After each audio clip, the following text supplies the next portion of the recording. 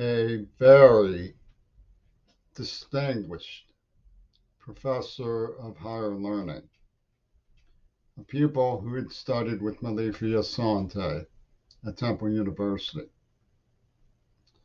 named Sundiata, cautioned me not to be too reactionary towards Booker T. Washington. He said that Booker T. Washington was a very perceptive man.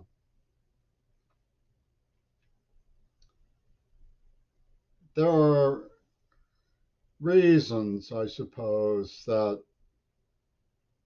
the mainstream black educators, to say nothing of black militants, regard Booker T. Washington's Atlanta Compromise as an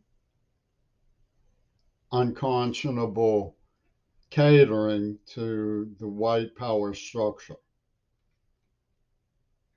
I've often reflected on how earnestly Sundiata defended the dignity of Mr. Washington. The defects in Booker T. Washington's position are perfectly clear to me. It was a time of lynching, when compromise was a dirty word for people who were defending one another.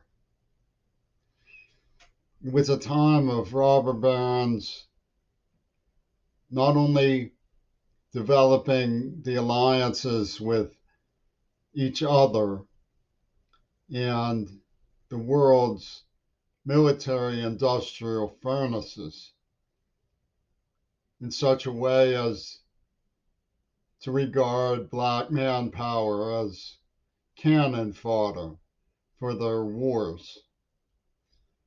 It was also a time when catering to such people meant catering to racist Axis Hollywood, something that is the focus of my academic research.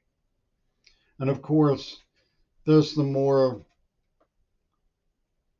sound and wholesome regard that people give to the Niagara movement, which was the original name of the NAACP, so given them because they had to go to Niagara Falls to get away from Booker T. Washington's spas, to come up with a framework for united action that wasn't so compromised. Nevertheless, I also know that it was a time of disparate personalities. In the 80s, there was a shocking movie called Schindler's List, and I could see quite clearly why Booker T. Washington could be regarded in the way Schindler, who protected Jews in Nazi Germany through compromises with the power structure. He saved lives. Could be a challenging basis of comparison. Also, Up from Slavery is an American classic. There are also misunderstandings between the prominent people of the race that were not easy to explain away. Both Roy Wilkins and Richard Wright were part of an aristocracy, a Harlem Renaissance NAACP courtroom professional crowd who distanced themselves somewhat, intellectually at least, from black women on the margins of exceptional talent. Richard Wright made a mistake in characterizing Zora Neale Hurston as caricaturing Negro culture. She is arguably a perfect writer. He certainly is. It's like the approach between Alexander Graham Bell and Gallaudet is said to be never the twain shall meet. Roy Wilkins abhorred Fannie Lou Hamer's unkempt appearance as a sharecropper's daughter on the front lines of the civil rights movement. People are different. They can't be forced to not be different. But we can't explain away together what makes them see themselves as having differences. And it's important to understand that. And I think that Sundiata understood that Booker T. Washington was the object of a convenient character assassination. And I wondered, is this true? And I made some progress on the idea today. Shortly after Booker T. Washington's Atlanta Compromise speech, a Negro foundation was established called the Atlanta Negro Building, a few feet away from where he gave his speech 1 month later. Booker T. Washington was part of an attempt to establish foundations for the liberation of Black people and inclusion in American society and protection from those who did not want them included. 1865 was an important year. We saw the foundation of the Freedmen's Bureau, one of the foundations for redistributing some degree of influence, access, and wealth after the Civil War so Black people could make their way up from slavery.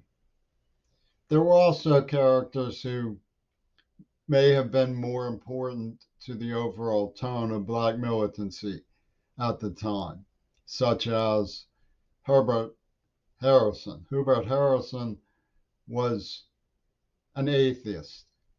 He was considered one of the most important spectacles in New York for his soapbox oratory. A brilliant man, he recognized the powerful potential of Marcus Garvey, who arrived from Jamaica, and introduced him to Harlem society. Garvey created the United Negro Improvement Association, the first of its kind, a precursor of the NAACP. Yet he fell upon misfortune when the Black Star Line purchased a ship that proved unseaworthy, and eventually J. Edgar Hoover saw an opportunity to kick him out. Yet, was it really such a catastrophe that he should be subjected to a character assassination? He too was a very perceptive man. The Black Star Line may have been a fiasco, but it was nothing like what happened on the White Star Line, always glamorized. The Titanic. Booker T. Washington was not an Uncle Tom, but he was circulating with powers that he felt, with compromise, could come reward. If there's any comparison that might be worthwhile to look into, it would be with Barack Obama. The sort of issues that need to be found from their corner and thought through carefully. It is always wonderful to have a fine, fine teacher. Even the passing impressions left on me by Sundiata's scholarship have been lasting.